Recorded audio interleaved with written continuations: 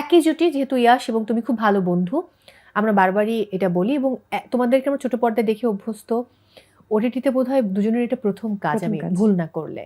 So ওই ব্যাপারটাও কিন্তু এখানে পরিচালক আমার মনে হয় যে ধরার ট্রাই করেছেন, যে যেহেতু এই জুটিকে দর্শক এত ভালোবাসছে, এদের প্রেমটা স্ক্রিনে দেখতে ভীষণ মিষ্টি লাগবে। সো সেই জায়গা থেকে আবারও সেই ইয়াশ এবং তটিনী একসাথে কাজ করেছে। তোমার এক্সপিরিয়েন্স কেমন ছিল এই কাজটাতে? ইয়াশ ভাইয়ের সাথে কাজ করার না, এক্সপেরিয়েন্স শুধু ইয়াশের সাথে না, মানে এই কাজের ইন experience টোটাল জানতে চাই। Experience was really good. আমরা শুটিং এ হচ্ছে একটু ভয় ভয়ে ছিলাম, but at the same time মজাও করেছি অনেক, বিশেষ করে কক্সবাজারে যখন আমরা শুটিং করতে গেছি। সো আসলে কখনো ওরকম প্রেশার ফিল হয় নাই। আর গল্পটা আসলে এত সুন্দর, everyone was very invested and team wise সবার অনেক কোঅর্ডিনেশন ছিল, এভরিওয়ান ওয়াজ কাইন্ড। তো ওই জায়গা থেকে I had a very good experience. এই শুটিং করতে গিয়ে অনেক জায়গায় যেতে হয়েছে, নট অনলি যে তোমার শুধুমাত্র কক্সবাজার, তুমি ঢাকায় এসেছো, যশোরে গিয়েছো, আরো কিছু জায়গায় তোমাকে যেতে হয়েছে, এয়ারপোর্টে গিয়ে শুট করতে হয়েছে। সো ওভারঅল যদি জানতে চাই এমন কোনো ফানি মোমেন্ট বা কোনো স্মরণীয় মুহূর্ত যেটা আজকে আমাদের সাথে শেয়ার করা যায়। ফানি, আসলে ফানি মুভমেন্ট ওরকম হলেও আসলে মনে নেই আমার। আমি এত ভয়ে ভয়ে ছিলাম পুরো শুটিং এর টাইমে।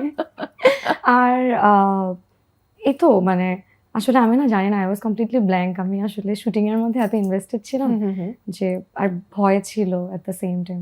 এইটার গল্প যেরকম, এখন গল্প বললে স্পয়লার হয়ে যাবে, সেটা দিতে চাই না, বাট এই গল্পে কিন্তু মানুষ, আমরা উপর থেকে মানুষটাকে যেমন দেখি, ভেতরকার মানুষটা সম্পূর্ণ হয়তো আলাদা হয়, আবার কারো কারো বেলায় সেটাও হয়তো ঘটে না।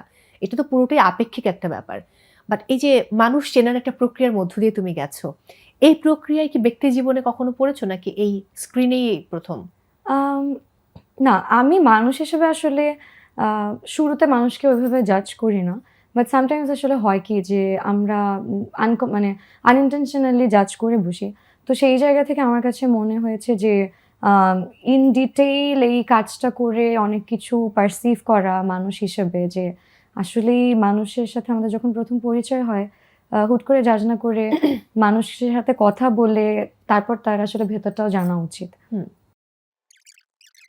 প্রথম ওই ফিল্মে পাওয়া গেল, ফিল্মে পাওয়া যাবে কখন? ও খুবই ভালো প্রশ্ন, তুমি বলো এবার প্রশ্ন কেমন ছিল?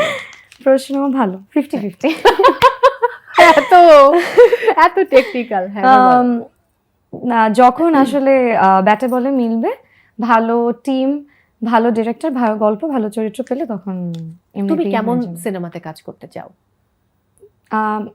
দর্শক যাতে আমাকে সেই চরিত্রে পছন্দ করে এমন সিনেমা, যেটা আসলে দর্শকপ্রিয়তা পাবে। আর নাটকে যেই ভালোবাসা পেয়েছি সবার থেকে, সেই অ্যাকসেপ্টেন্সটা যেন সিনেমাতেও হচ্ছে আমি পাই। আপু, আমার কাছে মনে হয় সিনেমা এত টাইম কনজিউমিং একটা প্রসেস, শুট করা, শুটের আগে প্রিপারেশন নেওয়া। তো ওই জায়গা থেকে আমার মনে হয় এমন চরিত্রই করা উচিত যেই ক্যারেক্টারটার রেলেভেন্স আসলে 5-6 বছর পর থেকে যায়।